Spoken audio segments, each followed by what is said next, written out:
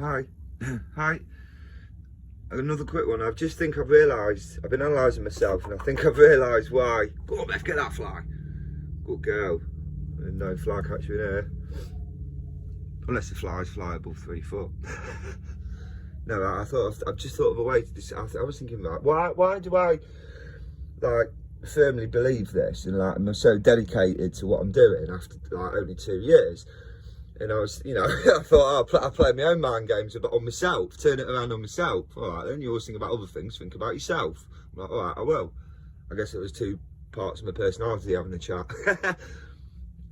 My brain was just the hall that it was happening in, that was listening. That's a funny way to describe it. That's probably more accurate. Yeah, and I've realised, I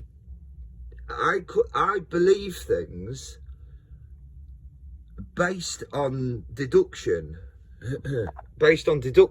not believing that one thing. So I would, if there's something far-fetched that just thinking about that one thing that's far-fetched, I wouldn't really make a decision or go with it, especially because it's far-fetched. But if by deduction some other things ruled out any other possibility, and I think what it is, my brain, obviously I get obsessive, so I'd imagine my subconscious brain or whatever, the other 86% that I don't use, maybe that's doing something, I don't know. And it doesn't show up on a radar, it doesn't show up on radar, it doesn't show up when you have a scan. And I think, so I seem to dwell on these little niggly things that like plague the theory that I either believe or have been told, either school, or I've come to the conclusion this is what I believe something to be.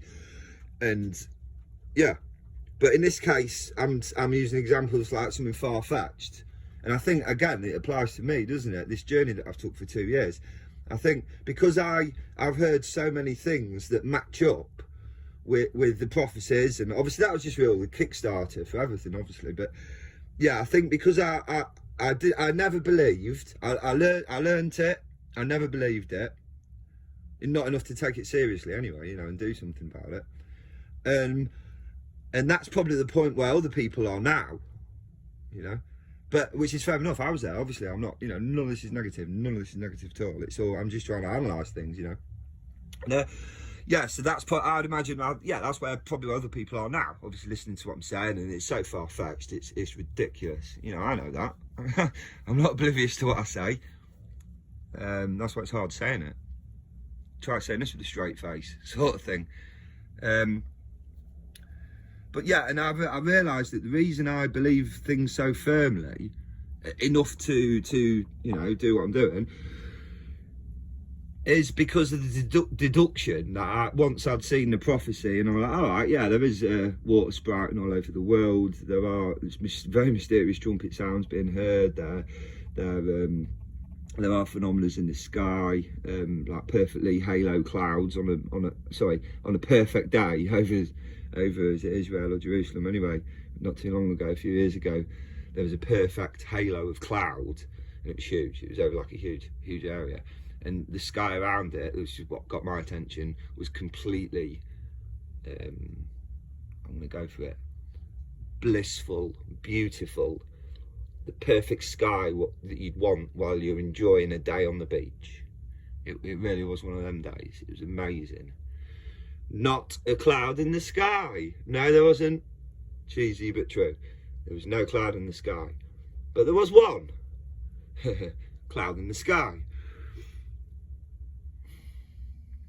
Halo, halo, halo. I can see a halo. What? It's a nice day. What's a halo doing there? Copyright to me. Mental. So that kick-started it all. Got a few more juicy ones. All right. Riverston and Blood Red. Massive rivers, 3 to my knowledge, all over the world have turned red. And big areas, real deep. Blood red, not salmon pink, not Lacoste. but it's probably the only pink I would wear actually, only because it's light. I don't know about bright like that. I don't know if I wear something that pink like it was a second ago, but yeah. And yeah, there you go. There we go. It's that. It's like dark blood red rivers. Deserts of sparkling water randomly. That's prophesied. I know I keep harping on about the same ones, but they're the ones obviously that are stuck in my memory that have been annoying me. And now I'm. And then I see a video on it raining animals, and I'm like straight away, excuse me, in camp. Really? Really? Raining animals? Right, alright then. I'm like, go on then, let's have a laugh. And I put it on, and a fuzzy memory, please check it out for yourself on YouTube. Really hard to, really got it's like shopping at TK Maxx, looking for things that are actually informative rather than conspiracy too much, especially if it's done with an AI. You go, oh, back in here, this was done, and you just get loads of fancy pictures. And I'm going to digress, but you know the funny thing about really convincing voiceovers and real fancy pictures and a story being told, you believe it. Back in the day, this was known as fact. In 1967, water balloons were used in a great secret war that was swept under the government's rug. And yeah, what was that about? I got too far into it. I was trying to be as random as possible. It's hard, isn't it? If you try being random, try. Right, yeah, AI picture. Well, I did it on the video, and I was thinking on the spot, and I was going, oh yeah, so it's like asking AI to draw a picture of, say, I don't know. And then straight away I was like, oh, I've just put myself on the spot and I cannot think of anything. So I somehow come up with a giraffe and an upside down waterfall or something. I don't know how I thought of an upside down waterfall, but I think that saved it for me. If it wasn't for that, I think the giraffe would have been pretty boring. But yeah, I've done that thing again. I can't remember what I was talking. Oh yeah, I can.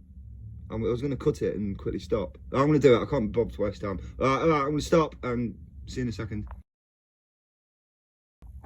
Hi, oh yeah, sorry about that. Yeah, so yeah, in my memory phone I was watching, but I've got PPD and I keep losing things and then gaining them back again. I can't function in society, and it's one of the reasons.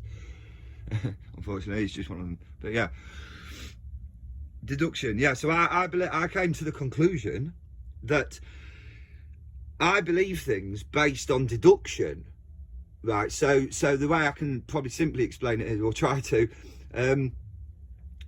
Other people, I'd imagine, would come to a conclusion on one thing, so they see this thing and they go, yeah, that's not true.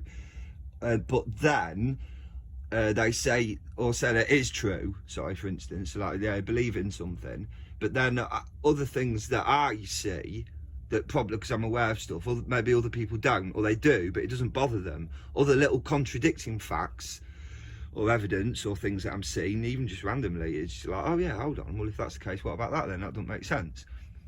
And when I see a few of these and they start to bug me, like with the prophecies, and every now and then I keep thinking about them, and after a while in my head, I'm like, it's starting to get a bit annoying now. Like I might just look into it a bit. So I did, and that's how it all started. Yeah, so I believe that the reason I'm able to accept, going back to the beginning, the reason I'm able in my head to accept these extreme isn't even a strong enough word by any means, but extreme things that I'm talking about, how am I able to accept that and firmly believe it? Which is madness, which is why you always question your sanity. That to be fair, that is the only other answer. I'm either onto something, this is what I tell myself, I'm either onto something and you know I'm doing the right thing and everything's going well, or I'm completely crazy. And the film for me, Shutter Island, was the most disturbing thing I've ever seen. The concept that someone can look like they're absolutely like acting in righteousness, like he thought he was acting with righteous violence at the end, old Leo. He was running around attacking the guards, you know, he even hit one with the butt of his own gun, didn't he, and took it off him because he'd been previously special trained for the war. And yeah, he did all that, and he attacked them guards because he thought they were trying to stop him doing, you know, righteous, whatever he was trying to do to find that mystery out. And it turned out that he was the reason everyone was on edge. he was the one that keeps snapping out of, you know, reality and going back to this different character. And the guards were there to protect everyone from him. And he thought he was the hero. So then I think, is that me? Have I got all this wrong? And, you know, and that's when you're going, like, yeah, and that's when I go, but yeah, hold on. Crazy people can't stop talking about the same thing. I waited 5 months for this, my YouTube channel to build up, and then I wait for everything to build up, and then I started talking about this. And even then, I didn't have the balls to put it on first. I put it in at the end of a song. Well, I've tried to find the best uplifting trance I could, and I just my plan all the time was just to slip it in the last 10 minutes. I didn't know how else to introduce it. I did, but it was crafty.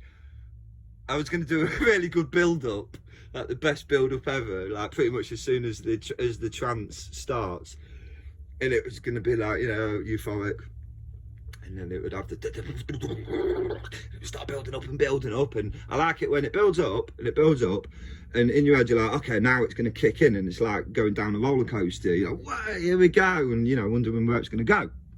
Vocally, is it going to go harder? Is it going to get softer again? Is it going to kind of start stuttering a bit and then go? I like it when music stutters, but yeah. And so I thought, right, no, I'll go for the double build up. So I like it when it'll go, and then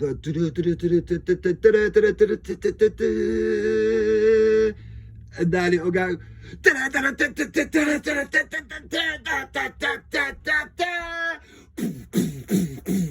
yeah. That's what I like, the double build up, and then the flipping huge kick in. That's what I like. Yeah. I created my own awkward silence. How did I do that? I'm the only one here. Well, physical. Yeah. So yeah, I think the reason I can accept this and other people can't is because, even maybe if they've been doing it as much as me, is because I have a obsessive brain which doesn't pick and choose. So it'll get obsessed over annoying things, essentially. And annoying things nag my mind, I'm guessing more than other people's, so they build up more, like the Coke bottle, a big 2 litre Coke bottle being shaken. So I'm guessing when I've got more fizz, let's use the fizz analogy, when I've got more fizz inside of me and something little annoys me, the whole thing explodes. That could describe me, couldn't it? Being oversensitive about stuff and exploding. So yeah. Who needs psychiatrist when you got YouTube? Sorry, Instagram, sorry. I'll put it on both. I'm struggling for views on YouTube, so I thought I'd mention them first. Yeah. Alright, anyway, really, thanks for listening. You know, fair play to you. You need a medal listening to me. So I live alone, no one else would. So good on you. Hopefully, if I ever meet you, I definitely will send you a medal. You can get them through charity shops, only like £1 each. See you later. See you, bye.